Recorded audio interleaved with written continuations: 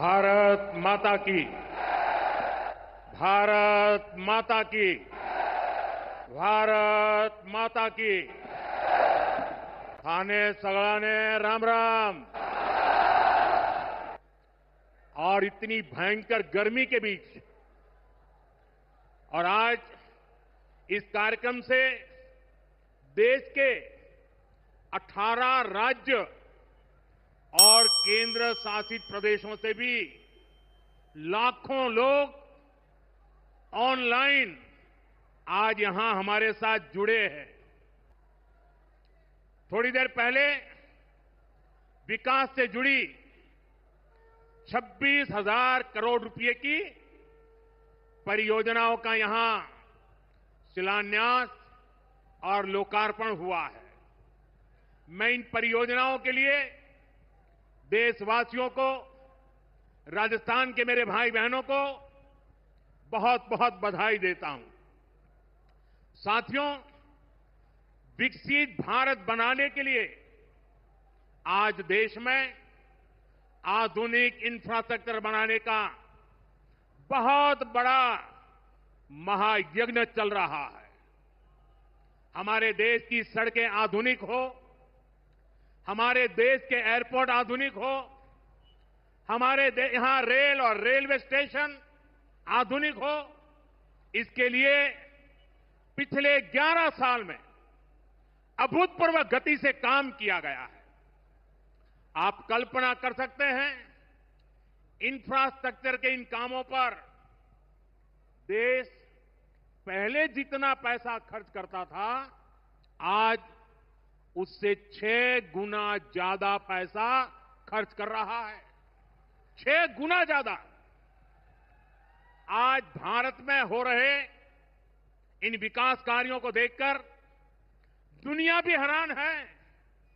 आप उत्तर में जाएंगे तो चिनाब ब्रिज जैसा निर्माण देखकर लोग हैरान हैं। पूर्व की तरफ जाएंगे तो अरुणाचल की सेला टनल, असम का बोगीबिल ब्रिज आपका स्वागत करते हैं। पश्चिम भारत में आएंगे तो मुंबई में समंदर पर बना अटल सेतु नजर आएगा। सुदूर दक्षिण में देखेंगे तो पंबन ब्रिज मिलेगा, जो अपनी तरह का देश का पहला ब्रिज है। साथियों, आज भारत अपनी ट्रेनों के नेटवर्क को भी आधुनिक कर रहा है। ये वंदे भारत ट्रेनें, अमृत भारत ट्रेनें, नमो भारत ट्रेनें, ये देश की नई गति और नई प्रगति को दर्शाती है। अभी देश में करीब 70 रूट पर वंदे भारत ट्रेनें चल रही है। इसे दूर सुदूर के इलाकों में भी आधुनिक रेल पहुंची है। बीते 11 साल में सैकड़ों रोड ओवरब्रिज और रोड अंडरब्रिज का निर्माण किया गया है। 34,000 किलोमीटर से ज्यादा के नए रेल ट्रैक बिछाए गए हैं। अब ब्रॉडगेज लाइनों पर मानव रहित क्रॉसिंग, वो बात इतिहास बन चुकी है, खत्म हो चुकी है। हम मालगाड़ियों के लिए अलग से स्पेशल पटरियां, डेडिकेटेड फ्रेट कॉरिडोर का काम भी तेजी से पूरा कर रहे हैं। देश के पहले बुलेट ट्रेन प्रोजेक्ट पर काम चल रहा है और इन सबके साथ ही हम एक साथ देश के करीब 1300 से अधिक रेलवे स्टेशनों को भी आधुनिक बना रहे हैं। साथियों, आधुनिक हो रहे इन रेलवे स्टेशनों को देश ने अमृत भारत स्टेशन का नाम दिया है। आज इनमें से 100 से अधिक अमृत भारत स्टेशन बनकर के तैयार हो गए हैं। सोशल मीडिया पर भी लोग देख रहे हैं कि इन रेलवे स्टेशनों का पहले क्या हाल था और अब कैसे इनकी तस्वीर बदल गई है। साथियों, विकास भी विरासत भी इस मंत्र का इन अमृत भारत रेलवे स्टेशनों पर उसका नजारा साफ साफ दिखाई देता है। ये स्थानीय कला और संस्कृति के भी नए प्रतीक है। जैसे राजस्थान के मांडलगढ़ रेलवे स्टेशन पर महान राजस्थानी कला संस्कृति के दर्शन होंगी। बिहार के थावे स्टेशन पर मां थावे वाली के पावन मंदिर और मधुबनी चित्रकला को दर्शाया गया है। मध्य प्रदेश के ओरछा रेलवे स्टेशन पर आपको भगवान राम के आभा का एहसास होगा। श्रीरंगम स्टेशन का डिजाइन भगवान श्री रंगनाथ स्वामी जी के मंदिर से प्रेरित है। गुजरात का डाकोर स्टेशन रणछोड़राय जी से प्रेरित है। तिरुवन्नामलई स्टेशन द्राविड़ वास्तुकला के अनुसार डिजाइन किया गया है। बेगमपट स्टेशन पर आपको काकतीय साम्राज्य के समय का आर्किटेक्चर देखने को मिलेगा। यानी हर अमृत स्टेशन पर आपको भारत की हजारों साल पुरानी विरासत के दर्शन भी होंगे। ये स्टेशन हर राज्य में टूरिज्म को भी बढ़ावा देने के माध्यम बनेंगे, नौजवानों को रोजगार के नए मौके देंगे। और मैं उन शहर के नागरिकों को, रेलवे में यात्रा करने वाले पैसेंजर से प्रार्थना करूंगा, ये सारी संपत्ति के मालिक आप हैं। कभी भी वहां गंदगी न हो, इस संपत्ति का नुकसान न हो, क्योंकि आप उसके मालिक हैं। साथियों, इंफ्रास्ट्रक्चर बनाने के लिए जो पैसा सरकार खर्च करती है वो रोजगार भी बनाता है, व्यापार कारोबार भी बढ़ाता है। जो हजारों करोड़ रुपए सरकार लगा रही है, ये पैसा मजदूर की जेब में जा रहा है, ये दुकानदार को मिल रहा है, दुकान और फैक्ट्री में काम करने वाले लोगों को मिल रहा है। रेत, बजरी, सीमेंट, ये सारी चीजें ढोने वाले ट्रक, टेम्पो चलाने वालों को भी इससे फायदा होता है। और जब ये इंफ्रास्ट्रक्चर बनकर तैयार हो जाता है तो फिर अनेक गुना और फायदे होते हैं। किसान की उपज कम कीमत में बाजार तक पहुंचती है, वेस्टेज कम होती है, जहां सड़कें अच्छी होती हैं, नई ट्रेनें पहुंचती हैं, वहां नए उद्योग लगते हैं, पर्यटन को बहुत बढ़ावा मिलता है। यानी इंफ्रास्ट्रक्चर पर लगने वाले पैसे से हर परिवार का, खास तौर पर हमारे नौजवानों का सबसे अधिक फायदा होता है।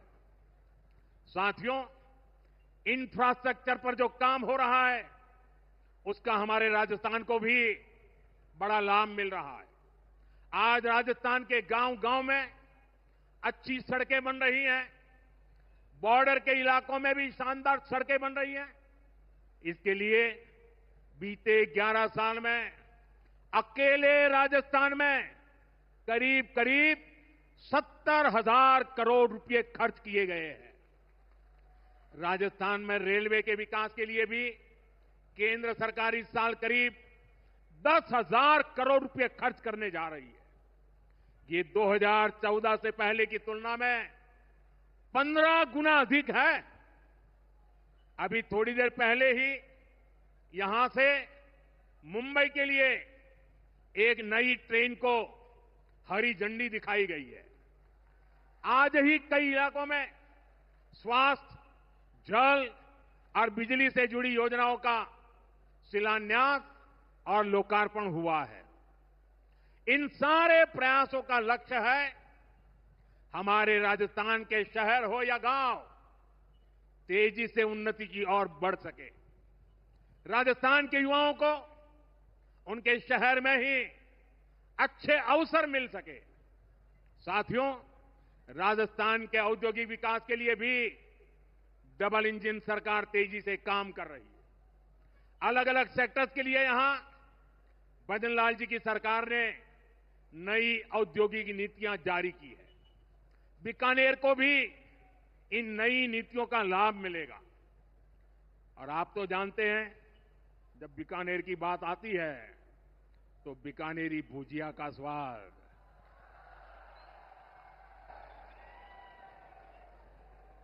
और बीकानेरी रसगुल्लों की मिठास विश्व भर में अपनी पहचान बनाएगी भी और बढ़ाएगी भी। राजस्थान की रिफाइनरी का काम भी अंतिम चरण में है। इससे राजस्थान पेट्रोलियम आधारित उद्योगों का प्रमुख हब बनेगा।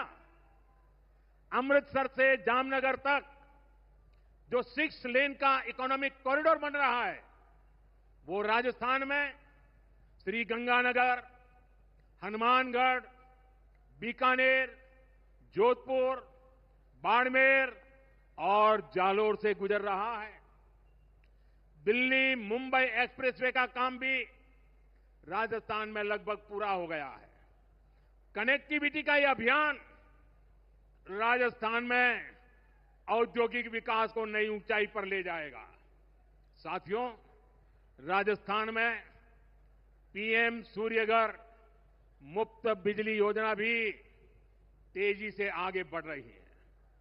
इस योजना से राजस्थान के 40,000 से ज्यादा लोग जुड़ चुके हैं। इससे लोगों का बिजली बिल 0 हुआ है और लोगों को सोलर बिजली पैदा करके कमाई का नया रास्ता भी मिला है। आज यहां बिजली से जुड़े कई प्रोजेक्ट का शिलान्यास और लोकार्पण हुआ है। इनसे भी राजस्थान को और ज्यादा बिजली मिलेगी। बिजली का बढ़ता उत्पादन भी राजस्थान में औद्योगिक विकास को नई गति दे रहा है।